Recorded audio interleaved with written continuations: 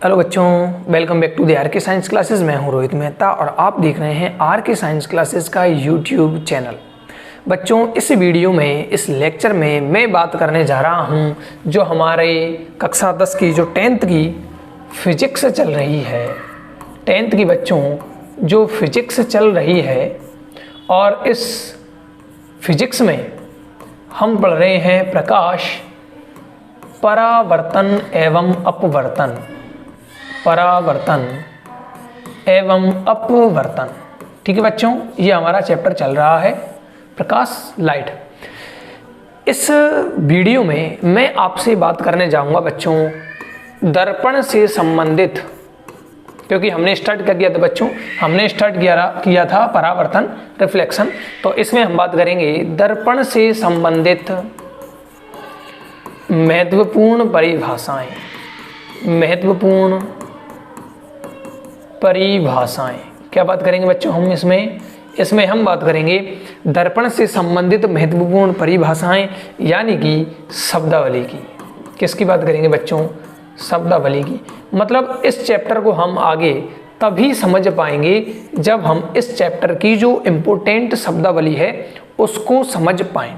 ठीक है बच्चों, हमारे सबसे पहले क्या करना है, इस चैप्टर से संबंधित जो शब्दावली है उसको समझना है। ठीक है बच्चों,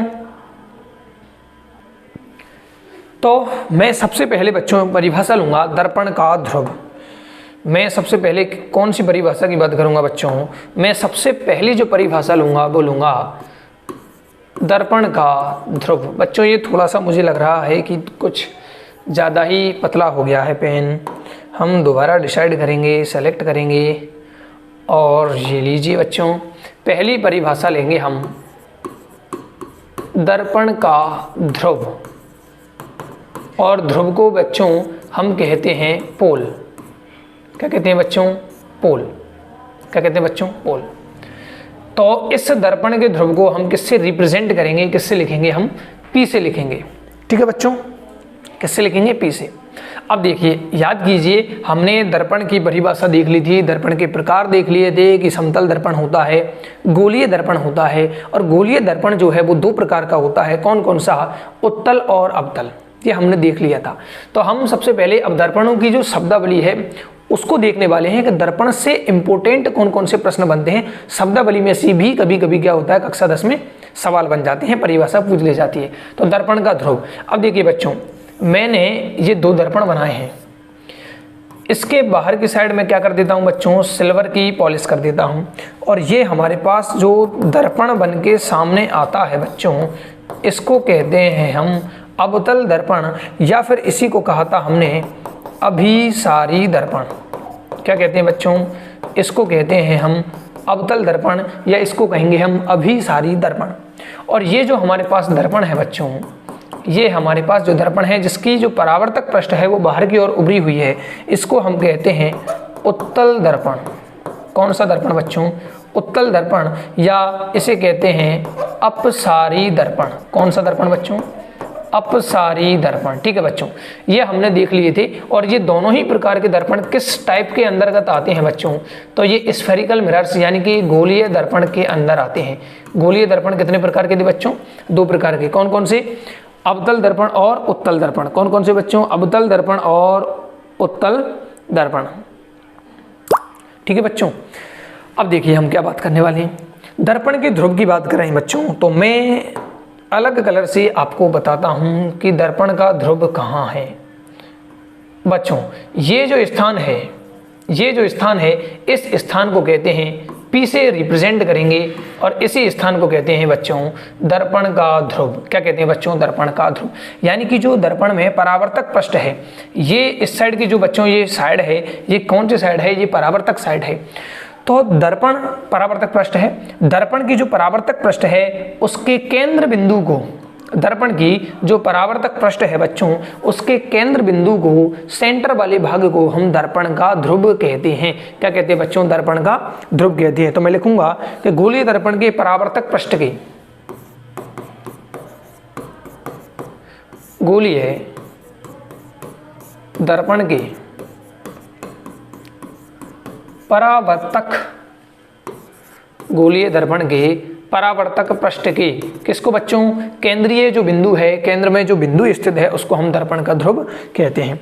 तो हमने क्या लिखा, गोलीय दर्पण के परावर्तक पृष्ठ के परावर्तक पृष्ठ के केंद्र को, परावर्तक पृष्ठ के केंद्र को दर्पण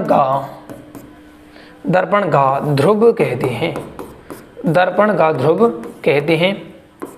अब देखिए इसको किससे रिप्रेजेंट करते हैं बच्चों, P से, तो हम लिखेंगे इसे P से लिखा जाता है, यानी कि रिप्रेजेंट किया जाता है, या लिखेंगे हम निरूपित किया जाता है। किससे लिखा जाता है बच्चों, इसको P से लिखा जाता है। और ये एक ऐसा बिंदु है जो दर्पण पर स्थित होता है। कहाँ स्थित होता है बच्चों,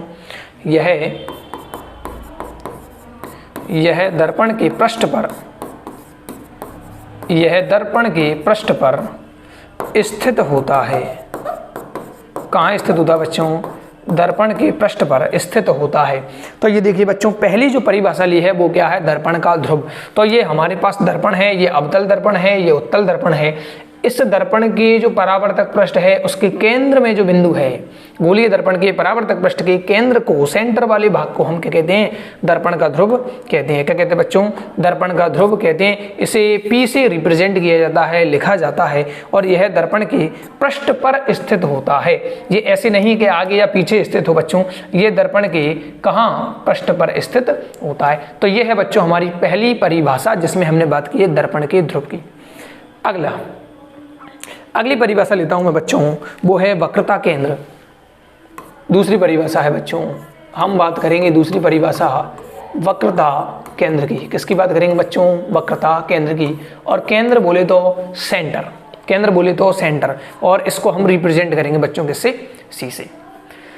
किससे रिप्रेजेंट करेंगे बच्चों, C से। अब देखिए मैं दोबारा से क्या लेता हूं बच्चों, हमारे पास जो दर्पण है वो लेता हूं मैं, यहाँ पर दोनों दर्पण ले लेता हूं मैं।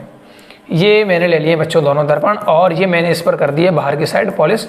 बाहर की साइड पॉलिश है, यानी इसका परावर्तक पृष्ठ अंदर की ओर धंसा हुआ है, इसलिए इसको हम कहते हैं बच्चों अवतल दर्पण। कौन सा दर्पण बच्चों, अवतल दर्पण। और इसकी जो परावर्तक पृष्ठ है वो बाहर की ओर उभरी हुई है, इसलिए इसको कहते हैं बच्चों हम उत्तल दर्पण। कौन सा दर्पण बच्चों, उत्तल दर्पण। अब देखिए हम बात किसकी कर रहे हैं, वक्रता केंद्र की। तो ये हमारे पास क्या है बच्चों, दर्पण है। अब ये जो दर्पण है कांच के बने होते हैं बच्चों, और इस दर्पण को हमने किसी न किसी गोले से अलग किया होगा, और इसी प्रकार इस दर्पण को भी हमने किसी न किसी गोले से अलग किया होगा। तो उस गोले का जो केंद्र रहा होगा, ध्यान से देखेंगे बच्चों, हमारे पास दर्पण तो क्या है बच्चों, मैं अलग कलर से इसको मैं आपको दिखा देता हूं। यहां से यहां तक की जो मैंने संरचना ली है, यहां से यहां तक की जो मैंने संरचना ली है बच्चों, इसी प्रकार इसमें यहाँ से यहाँ तक जो संरचना है बच्चों, इसको हम कह रहे हैं क्या, दर्पण। इसको क्या कह रहे हैं बच्चों, दर्पण। ये पॉलिश है। तो हमने कहा कि जो अवतल दर्पण है या उत्तल दर्पण है, वो दोनों ही प्रकार के दर्पण किसी न किसी कांच के गोले के या खोखले कांच के गोले का भाग रहे होंगे। ये कांच का गोला हुआ होगा, खोखला, उसी से हमने इसको अलग किया है। तो उस गोले का जो केंद्र था वही इस दर्पण के लिए क्या कहलाएगा बच्चों, वक्रता केंद्र कहलाएगा। क्या कहलाएगा बच्चों, वक्रता केंद्र कहलाएगा। कि जिस गोले का हमने इन दर्पणों को भाग माना है, उस गोले के केंद्र को वक्रता केंद्र कहते हैं। क्या कहते हैं बच्चों, वक्रता केंद्र कहते हैं। तो मैं यहाँ परिभाषा लिख सकता हूँ बच्चों, गोलीय दर्पण का परावर्तक पृष्ठ, गोलीय दर्पण का जो परावर्तक पृष्ठ है, गोलीय दर्पण का परावर्तक पृष्ठ एक गोले का भाग है, एक गोले का भाग है, और उस गोले के केंद्र को ही हम क्या कहेंगे बच्चों, वक्रता केंद्र कहेंगे। और इस गोले के केंद्र को, इस गोले के केंद्र को, इस गोले के केंद्र को वक्रता केंद्र, इस गोले के केंद्र को वक्रता केंद्र कहते हैं। तो तो बच्चों क्या कहा है हमने बात की है कि जो दर्पण है दोनों ही प्रकार के जो गोलीय दर्पण है, चाहे वो उत्तल हो चाहे वो अवतल हो, दोनों को हमने एक खोखले गोले का भाग माना है और उस गोले का जो केंद्र होगा उसे इस दर्पण का क्या कहेंगे बच्चों, तो इस गोले के केंद्र को ही वक्रता केंद्र कहते हैं। ठीक है बच्चों, वक्रता केंद्र कहा है। अब बात करते हैं इसे किससे लिखते हैं, तो हमने ऊपर ही लिख दिया है, इसे C से निरूपित किया जाता है। इसे C से निरूपित किया जाता है। किससे लिखेंगे बच्चों, C से निरूपित करेंगे। ठीक बच्चों, अब देखिए आगे क्या बात करने वाले हैं, C से लिख दिए बच्चों। अब देखिए ये जो वक्रता केंद्र है क्या दर्पण के पृष्ठ पर है, नहीं है बच्चों, दर्पण के पृष्ठ से ये आगे की ओर और पीछे की ओर दोनों ओर हो सकता है। अब देखो अवतल दर्पण है उसमें परावर्तक पृष्ठ है, ये वाली सतह कौन सी होती है बच्चों, परावर्तक पृष्ठ। तो अवतल दर्पण में जो वक्रता केंद्र है वो परावर्तक पृष्ठ के आगे की ओर स्थित होता है।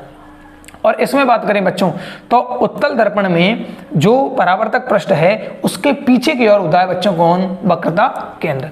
तो मैं यहाँ लिखूंगा बच्चों, दोनों दर्पणों की बात करेंगे तो हम लिखेंगे अवतल दर्पण में, किसमें बच्चों, अवतल दर्पण में, अवतल दर्पण में सीधा लिख दूं बच्चों C, यानी कि वक्रता केंद्र परावर्तक पृष्ठ की,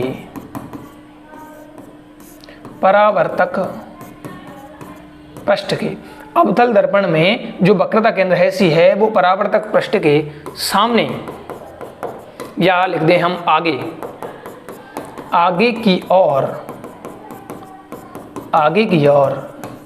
स्थित होता है। कहाँ स्थित होता है बच्चों, आगे की ओर स्थित होता है।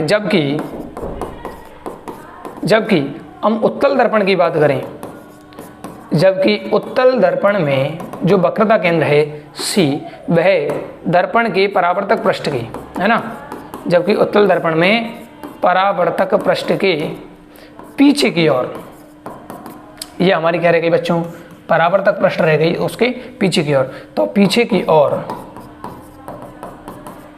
स्थित होता है। कहाँ स्थित होता है बच्चों, पीछे की ओर स्थित होता है। ठीक बच्चों, तो क्या कहा है हमने कि वक्रता केंद्र क्या है और वक्रता केंद्र को किससे लिखते हैं और कहाँ स्थित होता है।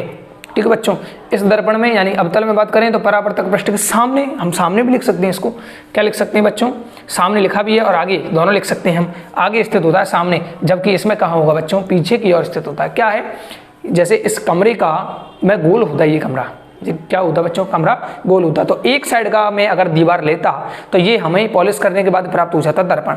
तो इस कमरे का जो सेंटर होता उसको हम कह रहे हैं वक्रता केंद्र। ठीक है बच्चों, आगे हम अगली परिभाषा की ओर चल रहे हैं।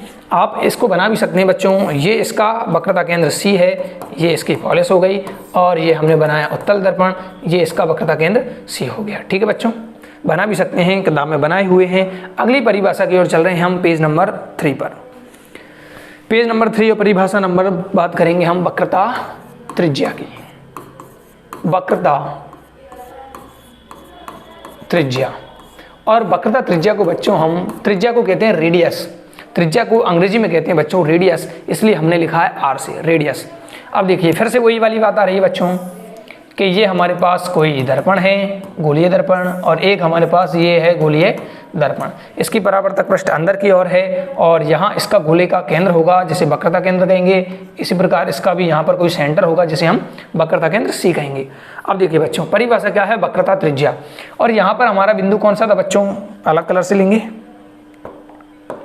अच्छा कलर है ग्रीन।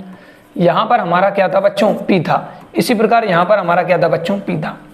तो अब देखिए वक्रता त्रिज्या क्या है, ये किसी न किसी गोले का पार्ट था बच्चों। अभी हमने देखा पिछले स्लाइड पर, ये हमने माना किसी गोले का भाग है और उस गोले के केंद्र को हमने कहा था वक्रता केंद्र। अब हम कह रहे हैं कि उस गोले की त्रिज्या को हम कहेंगे वक्रता त्रिज्या। क्या कहेंगे बच्चों, वक्रता त्रिज्या। उस गोले के केंद्र को हमने कहा था वक्रता केंद्र, और वक्रता केंद्र और P के मध्य की जो दूरी होगी बच्चों उसको कहेंगे हम वक्रता त्रिज्या। क्या कहेंगे बच्चों, वक्रता त्रिज्या। तो हम लिख सकते हैं कि जो गोलीय दर्पण है, जिस गोले का भाग है ना, जो हमारे पास दर्पण है क्या लिखेंगे बच्चों? गोलीय दर्पण। गोलीय दर्पण जिस गोले का भाग है, खोखला भी लिख सकते हैं बच्चों। गोलीय दर्पण जिस गोले का भाग होता है,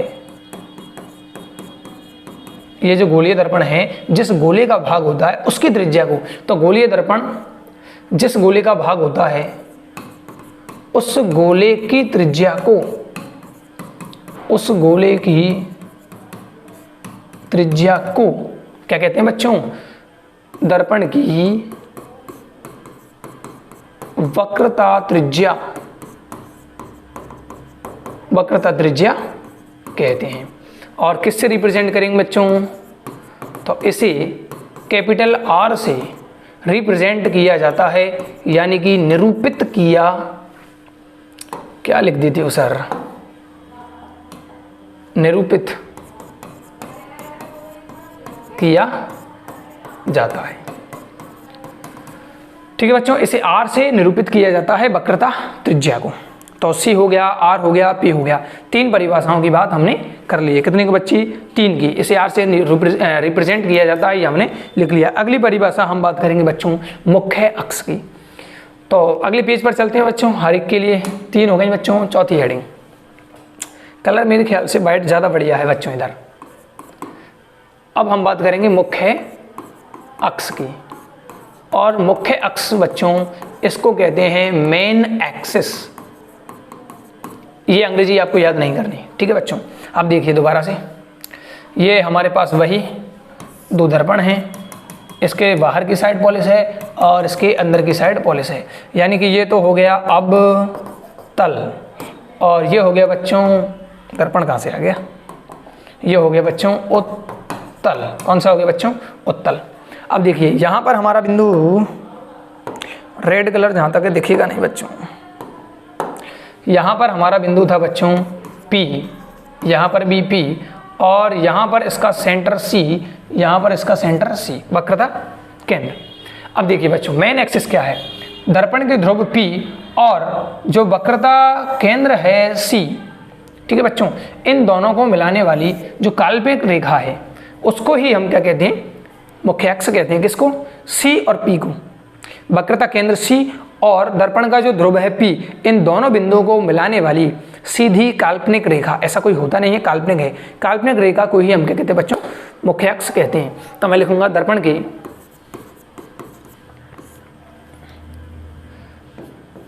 ओ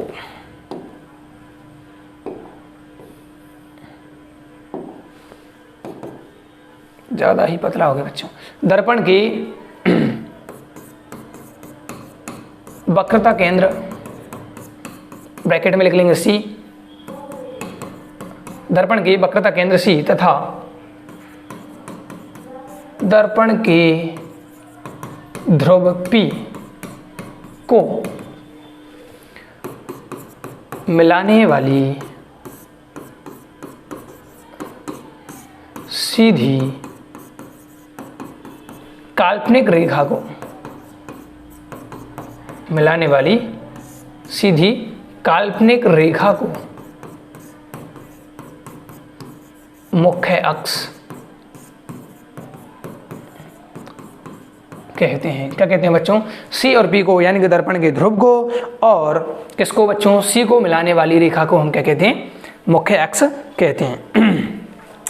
अब हम देखो बच्चों C भी लिख सकते हैं, और हम इसको, क्योंकि इसको हमने क्या कहा है? वक्रता त्रिज्या कहा है, तो मैं यहाँ पर वक्रता केंद्र की जगह मैं यहाँ पर वक्रता त्रिज्या भी लिख सकता हूँ, वक्रता त्रिज्या R भी लिख सकता हूँ। ठीक है बच्चों, दोनों ही सही हैं क्योंकि वो मिला किसको रही है? C और P को। ठीक है बच्चों, तो दोनों ही यहाँ पर सही है, ऐसी कोई दिक्कत वाली बात नहीं है। और आपको ये याद रखना है कि वास्तव में होती नहीं है, बस ये किस प्रकार की रेखा है बच्चों? काल्पनिक रेखा है। तो C और P को या R और P को मिलाने वाली जो सीधी काल्पनिक रेखा है उसको हम कहते हैं बच्चों मुख्य अक्ष। ठीक है बच्चों, अब जो मुख्य अक्ष क्या होती है बच्चों, इसके बारे में एक विशेषता हमारी बुक में दे रखी है कि जो मुख्य अक्ष है वो दर्पण के ध्रुव पर अभिलंब होती है, यानी कि 90 डिग्री का कोण बनाती है। तो मैं लिख सकता हूं बच्चों कि हमारे पास जो मुख्य अक्ष है मुख्य अक्ष दर्पण के ध्रुव पर यानी कि P पर अभिलंब होती है। क्या होती है बच्चों? अभिलंब होती है। जो मुख्य अक्ष है वो दर्पण के ध्रुव यानी कि P पर, दोनों ही दर्पणों की बात कर रहे हैं बच्चों, क्या होती है? अभिलंब होती है। ठीक बच्चों, तो हमने अभी तक देखिए किस किस की बात की है। एक तो हमने बात की बच्चों ध्रुव की, एक हमने बात कर ली C की, एक हमने बात कर ली R की, और एक पढ़ ली हमने मुख्य अक्ष यानी कि एक्सिस की। इनकी बात कर ली है बच्चों। अब अगले पेज पर हम चल रहे हैं पांचवी जो परिभाषा आएगी बच्चों वो आएगी हमारे पास मुख्य फोकस की। इसकी आएगी बच्चों मुख्य फोकस, या इसको हम कह सकते हैं फोकस बिंदु, या तो कह दीजिए मुख्य फोकस या कह दीजिए फोकस बिंदु। और इसको हम लिखते हैं बच्चों कैपिटल F से, याद रखेंगे कैपिटल F से इसको रिप्रेजेंट किया जाता है।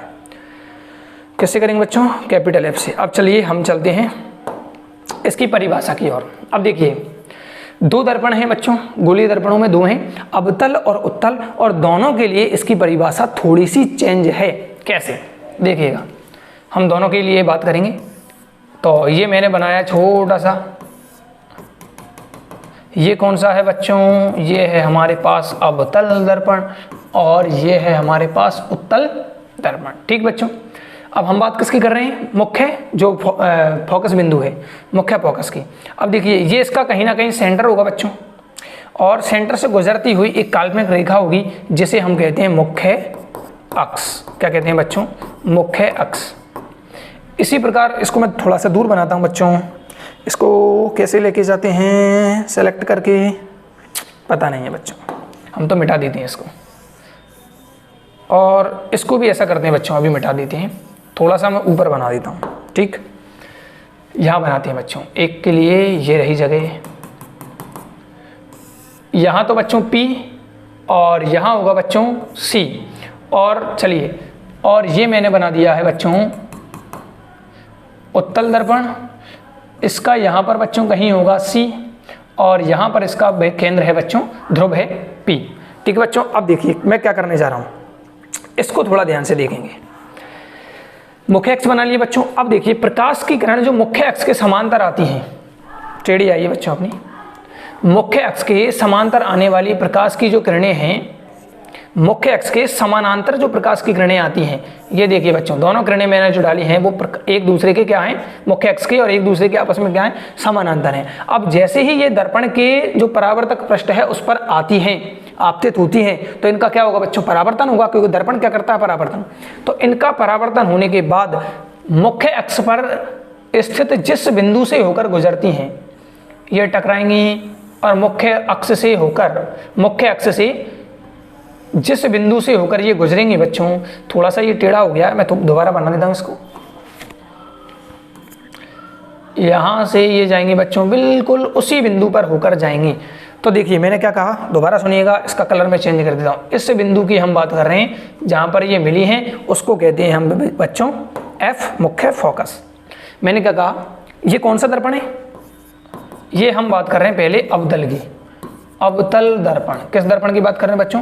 अवतल दर्पण की। तो क्या कहा कि मुख्य अक्ष के समांतर आने वाली प्रकाश की किरणें जब अवतल दर्पण पर आपतित होती हैं तो ये टकराने के बाद परावर्तित होती हैं, और परावर्तन के बाद मुख्य अक्ष पर स्थित एक बिंदु से होकर गुजरती हैं, और उस बिंदु को ही हम कहते हैं मुख्य फोकस या फोकस बिंदु। अब इसकी मैं बात कर लेता हूँ बच्चों, सेम कहानी यहाँ चलेगी बच्चों। ये देखिए मुख्य अक्ष के समांतर जो प्रकाश की किरणें आ रही हैं, मुख्य अक्ष के, ये कहाँ जा रही है भाई, मुख्य अक्ष के समांतर जो प्रकाश की किरणें आती हैं वो क्या करती हैं? अब यहाँ पर क्या हो जाती है बच्चों? परावर्तित तो होंगी, लेकिन जब इनको पीछे की ओर बढ़ाया जाएगा, यहाँ पहले हम पीछे की ओर बढ़ाते हैं और इनके समांतर ही इनको आगे बढ़ा दिया जाता है। क्यों? क्योंकि इधर पॉलिश हो रही है बच्चों, ये तो क्या हो रही है? पॉलिश। तो पीछे तो प्रकाश जा नहीं पाएगा, तो ये क्या होंगी? वहीं से परावर्तक पृष्ठ से ही फैला दी जाएंगे। लेकिन जब इनको पीछे की ओर बढ़ाया जाता है तो पीछे जिस बिंदु पर मिलती हुई, यहाँ जिस बिंदु पर मिलती हुई प्रतीत होती हैं, जिस बिंदु पर मिलती हुई प्रतीत होती हैं, उसी को फोकस बिंदु कहते हैं। यहाँ पर वास्तव में मिलती हैं, यहाँ पर मिलती हुई प्रतीत होती हैं। तो इन दोनों परिभाषाओं को जोड़कर हम बनाते हैं परिभाषा किसकी, मुख्य फोकस की, या हम कहते हैं फोकस बिंदु की। ठीक है बच्चों, तो मैं लिखता हूँ परिभाषा। देखिए, तो मैं परिभाषा लिखता हूँ बच्चों, मुख्य अक्ष के समांतर आने वाली प्रकाश किरणें, मुख्य अक्ष के समांतर आने वाली प्रकाश किरणें दोनों के लिए कॉमन हो गया है। मुख्य अक्ष के समांतर आने वाली प्रकाश किरणें दर्पण से परावर्तन के बाद जिस बिंदु पर, या ऐसे लिख दूं बच्चों, मुख्य अक्ष के बाद मुख्य अक्ष के जिस बिंदु पर मिलती हैं, इसके लिए बात कर दी, या उसके लिए बात करें तो मिलती हुई प्रतीत होती हैं, उस बिंदु को हम क्या कहते हैं बच्चों, मुख्य फोकस कहते हैं। तो मुख्य अक्ष के समांतर आने वाली प्रकाश किरणें दर्पण से परावर्तन के बाद मुख्य अक्ष के जिस बिंदु पर मिलती हैं या मिलती हुई प्रतीत होती हैं, उसे मुख्य फोकस कहते हैं। और किससे रिप्रेजेंट करेंगे बच्चों, आर कहाँ से आ गया बच्चों, आर से नहीं, इसे कैपिटल एफ से बच्चों, बड़ा एफ, ठीक है, इसमें कैपिटल एफ से प्रदर्शित लिख दीजिए या निरूपित लिख दीजिए बच्चों, प्रदर्शित या निरूपित बोले तो रिप्रेजेंट किया जाता है, प्रदर्शित किया जाता है। तो ये हो गई बच्चों हमारे पास किसके लिए, फोकस बिंदु। अब दोनों के लिए परिभाषाएं अलग हैं बच्चों, तो हम दोनों की ही बात करेंगे। सबसे पहले मैं लिखूंगा बच्चों अवतल दर्पण के लिए, अवतल दर्पण का मुख्य फोकस। ठीक है बच्चों, अब इसमें हम क्या लिखेंगे बच्चों कि मुख्य अवतल दर्पण पर, लिख ही देते हैं बच्चे हम, अवतल दर्पण पर, कौन से दर्पण पर, अवतल दर्पण पर मुख्य अक्ष के समांतर, मुख्य अक्ष के समांतर आने वाली प्रकाश किरणें दर्पण से परावर्तन के बाद, दर्पण से परावर्तन, थोड़ा जल्दी लिखने में बच्चों राइटिंग बिगड़ जाती है। आने वाली प्रकाश किरणें दर्पण से परावर्तन के बाद मुख्य अक्ष पर स्थित,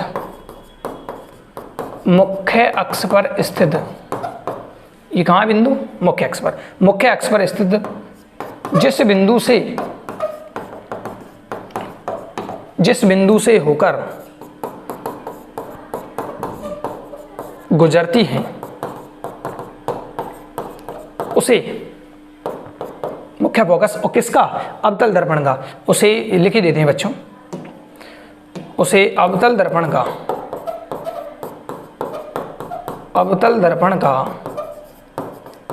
मुख्य फोकस कहते हैं। ठीक है बच्चों, वास्तव में मिलते हैं। तो हमने क्या लिखा, अवतल दर्पण पर मुख्य अक्ष के समांतर आने वाली प्रकाश किरणें दर्पण से परावर्तन के बाद मुख्य अक्ष पर स्थित जिस बिंदु से होकर गुजरती हैं, मुख्य अक्ष के समांतर आने वाली प्रकाश किरणें दर्पण से परावर्तन के बाद मुख्य अक्ष पर स्थित जिस बिंदु से होकर गुजरती हैं, अरे क्या हो गया रे, जिस बिंदु से होकर गुजरती हैं, ये रहा वो बिंदु बच्चों, उसी को हम कहते हैं अवतल दर्पण का मुख्य फोकस। ठीक है बच्चों, इसी प्रकार हम अगले पेज पर बात कर लेंगे। अवतल दर्पण का हो गया है, तो अगले पेज पर आ जाएंगे बच्चों हम उत्तल दर्पण का। तो दूसरी हेडिंग आ जाएगी बच्चों उत्तल दर्पण का मुख्य फोकस किसका बच्चों? उत्तल दर्पण का। तो देखिए मुख्य अक्ष के समांतर, मुख्य अक्ष के समांतर आने वाली प्रकाश किरणें, मुख्य अक्ष के समांतर आने वाली प्रकाश किरणें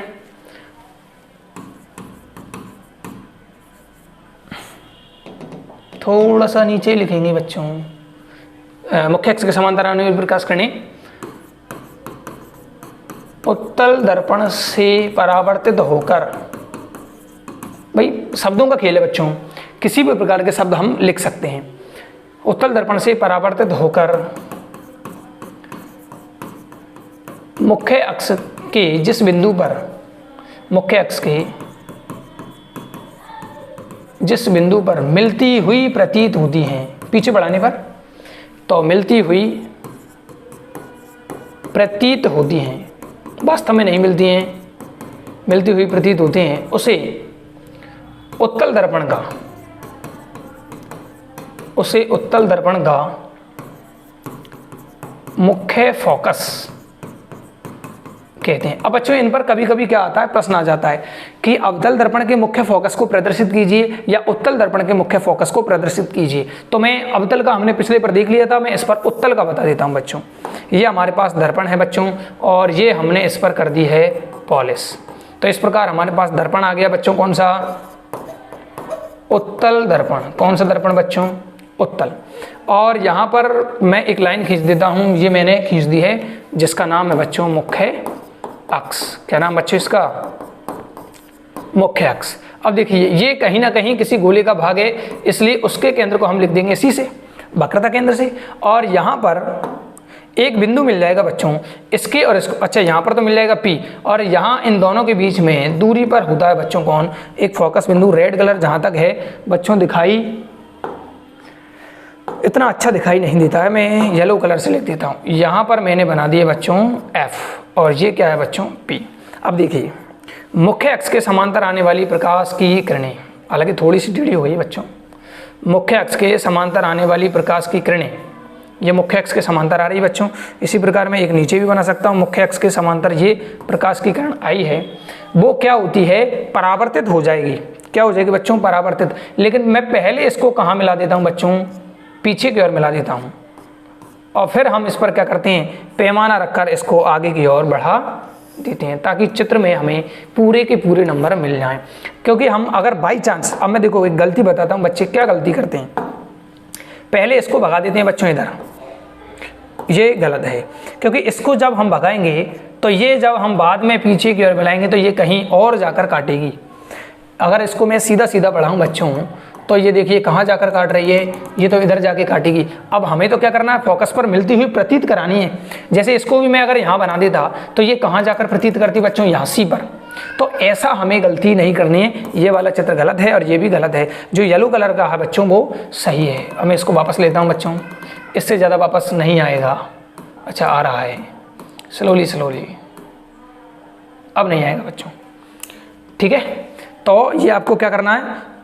ये आपको ये वाली गलती नहीं करनी है, ये वाला चित्र आपको नहीं बनाना है बच्चों, ठीक है बच्चों।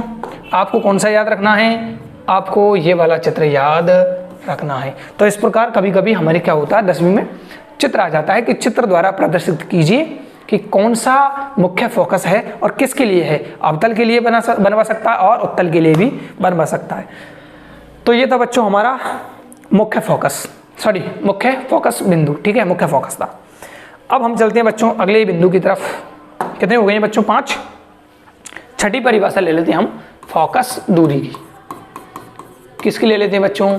फोकस दूरी की। और इस फोकल लेंथ को बच्चों स्मॉल f से लिखा जाता है, फोकल लेंथ, ठीक है बच्चों। अब देखो ये हमारे पास दर्पण है बच्चों, समझ गए होंगे कौन सा है कौन सा नहीं है। यहाँ पर दर्पण का ध्रुव होगा P, यहाँ पर क्या होगा C, और यहाँ पर बिंदु आ गया बच्चों। अब हमारे पास एक नया फोकस बिंदु। इसी प्रकार हम यहाँ भी बना सकते हैं बच्चों, ये यहाँ पर C होगा और यहाँ इसका आधा जो होगा वो होगा F। अब देखिए मैं क्या कह रहा हूँ बच्चों, ध्यान से, फोकस बिंदु और जो P के बीच का जो गैप है, जो दूरी है, मैं सीधा लिख देता हूँ P व कैपिटल F, P यानी कि दर्पण का ध्रुव व मुख्य फोकस, क्या हो गया कॉकस आ रहा है साला, मुख्य फोकस के मध्य की दूरी, के मध्य की दूरी क्या कहलाती है बच्चों? फोकस दूरी कहलाती है। P और F के मध्य की दूरी जो है बच्चों, P और F के मध्य की दूरी को हम क्या कहते हैं बच्चों? फोकस दूरी कहते हैं। और इसे स्मॉल f द्वारा क्या किया जाता है बच्चों? प्रदर्शित किया जाता है। ठीक है बच्चों, अब देखिए, अब एक परिभाषा और बच्चे उसको देख लेते हैं बच्चों पहले, जो है हमारे पास द्वारक की। किसकी परिभाषा बच्चों? द्वारक की। द्वारक क्या है? ये हमारे पास कोई क्या है बच्चों? दर्पण है और इस पर पॉलिश हो रही है बच्चों, और ये दर्पण अब हो गया है अवतल दर्पण। कौन सा दर्पण? अवतल। तो अवतल दर्पण का या किसी भी दर्पण का, किसी भी गोलीय दर्पण का जो व्यास होता है, अवतल दर्पण का या किसी भी गोलीय दर्पण का जो परावर्तक पृष्ठ है उसका जो व्यास होता है उसी को द्वारक कहते हैं। तो मैं परिभाषा लिख सकता हूं बच्चों गोलीय दर्पण के परावर्तक पृष्ठ की, दे रखिए बच्चों अपने एनसीईआरटी में, गोलीय दर्पण की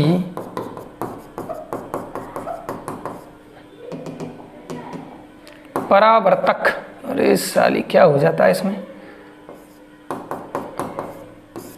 गोलीय दर्पण की परावर्तक पृष्ठ की वृत्ताकार सीमा रेखा को,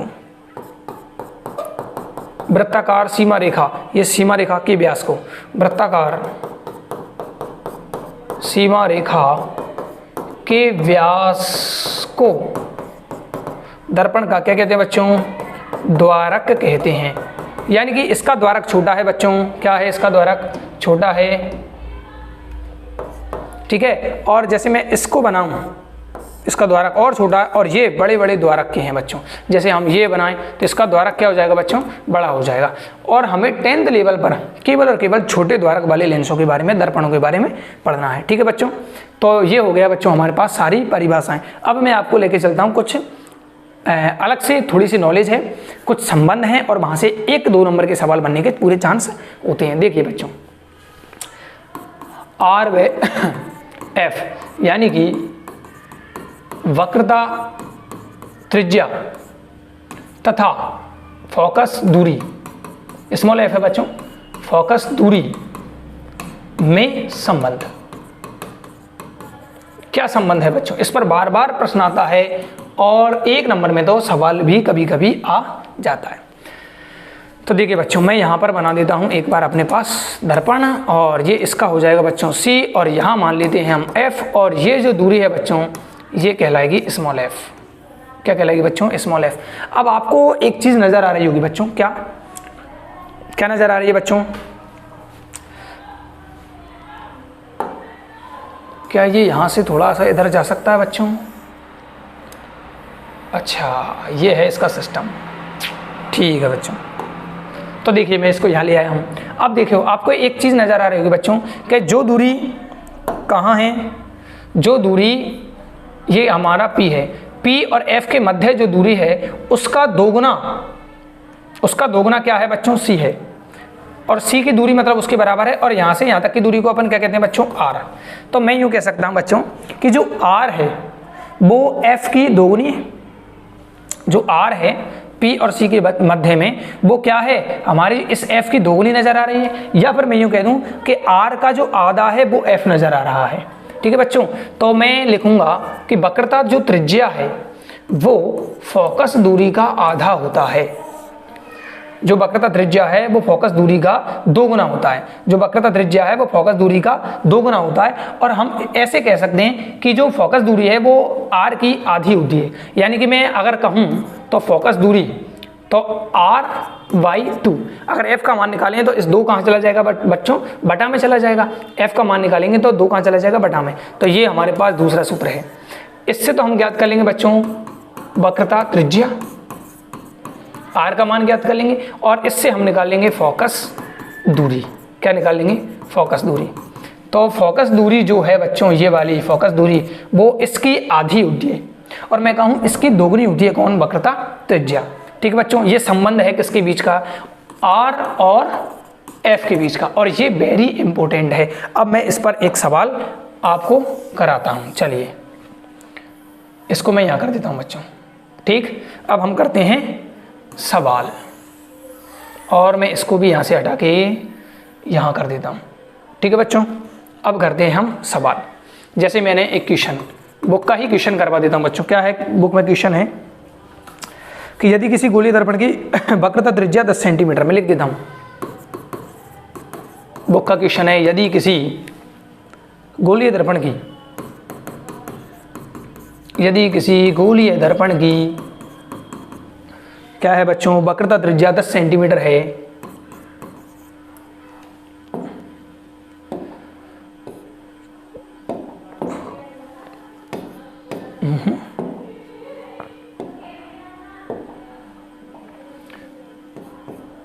अरे थोड़ा सा भाई, यदि किसी गोलीय दर्पण की वक्रता त्रिज्या 10 सेंटीमीटर है, कितने सेंटीमीटर बच्चों, 10 सेंटीमीटर है, तो क्या पूछा है उसने, तो उसकी फोकस दूरी ज्ञात करो। तो उसकी फोकस दूरी ज्ञात करनी है अपने को। क्या करना है बच्चों, फोकस दूरी हमें उसकी ज्ञात करनी है। तो देखिए बच्चों, आंसर सॉल्यूशन क्या है बच्चों, हमने देखा अभी दो ही तो सूत्र पढ़े हैं बच्चों, और आपको तो एक याद हो जाए, R = 2F, ये है हमारे पास तो सूत्र। ठीक बच्चों, उसी का निकाला है हमने। तो अब देखो क्या करना है, यदि किसी फोकस दूरी का गोलीय दर्पण, यदि किसी गोलीय दर्पण की वक्रता त्रिज्या, तो इसमें वक्रता त्रिज्या यानी कि R दे रखी है बच्चों कितना, 10 सेंटीमीटर। R कितना दे रखा है बच्चों, 10 सेंटीमीटर दे रखा है, तो ऑटोमेटिक आपका आंसर आ गया होगा, है ना। R कितना है, 10 सेंटीमीटर, तो फोकस दूरी आधी होती है, तो मैं इसी से निकाल लूंगा F = R/2, और F निकालनी है तो R का मान कितना है बच्चों, 10/2, तो F = 5, और पीछे लगाना ना भूलें क्योंकि ये सेंटीमीटर में है, तो ये किस में आएगा बच्चों, सेंटीमीटर में। ये आपका सवाल हो गया है। फोकस दूरी क्या होती है, आधी, किसकी, वक्रता त्रिज्या की। वक्रता त्रिज्या क्या होती है, फोकस दूरी की दोगुनी। खत्म बच्चों कहानी, इसमें कोई ज़्यादा लोड लेने वाली बात नहीं है, वेरी सिंपल इजी सवाल है, और 1 और 2 नंबर में ये सवाल अच्छा सा पूछा जाता है। ठीक है बच्चों, इसी प्रकार एक आध सवाल और कर लेते हैं बच्चों। एक और सवाल करा देता हूँ, हमारी बुक का ही है। उस उत्तल दर्पण की फोकस दूरी ज्ञात कीजिए। क्वेश्चन, उस उत्तल दर्पण की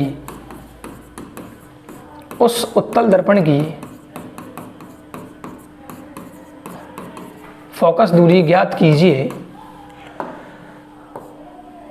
फोकस दूरी, उस उत्तल दर्पण की फोकस दूरी ज्ञात कीजिए जिसकी वक्रता त्रिज्या 32 सेंटीमीटर है, जिसकी वक्रता त्रिज्या 32 यानी कि 32 सेंटीमीटर है।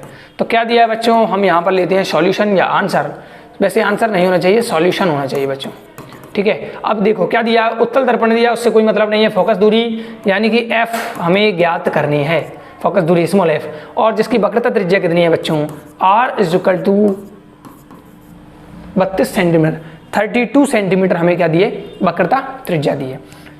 तो हम तो जानते हैं बच्चों, वक्रता त्रिज्या दोगुना होता है किसका, फोकस दूरी का दोगुना। और या फिर हमें एक और सूत्र पता है, अगर f निकालनी है तो क्या होता है, R/2।